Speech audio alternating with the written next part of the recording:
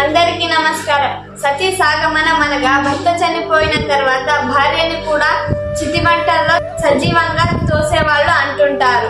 అది కాదు, సతీ సాగమనం లేదా సతీ దేవనగరి అంటే భర్త చనిపోయిన తరువాత స్త్రీ భర్త యొక్క చితిమంటలో తమంతగా తామే దూకి సజీవంగా తగలబెట్టుకునే ఆచారం.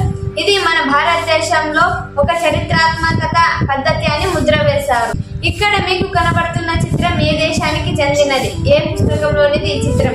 1851లో ప్రచురితమైన Victoria History of China and India ఒక సతీ సాగమన దృశ్యం.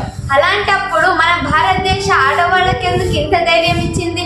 ఒక హాల్కాబాయ్ హోల్కర్, ఒక ఝాన్సీ లక్ష్మీబాయి, ఒక రుద్రమ్మదేవి, ఒక తారాబాయి, ఒక కిత్తూరు రాణి చెన్నమ్మ, మరి ఇప్పుడు ప్రెసెంట్ గా సోఫియా కురేష్, బియోమ్ సింగ్. ఏమో చదువులేని వాళ్ళు చెప్తే ఏమో అనుకుందాం, మహామేధావులు కూడా పుస్తకాల్లో రాసి చరిత్రను చూపేస్తామంటే ఎలా పోతుంది? ఇది గుర్తు పెట్టుకోవాల్సిన విషయం. భారతదేశ చరిత్ర ఒక్క పుస్తకంతో పుట్టలేదు, కొన్ని వేల పుస్తకాలతో పుట్టింది. కానీ నా దేశ చరిత్ర అడుగడుగున మహావీర నారులు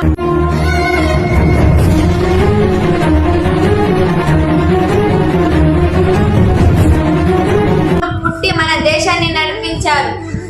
నా దేశ మహాసముద్రం, నీ జాతి వైభవాన్ని తెలుసుకో మిత్రమా. నమస్తే.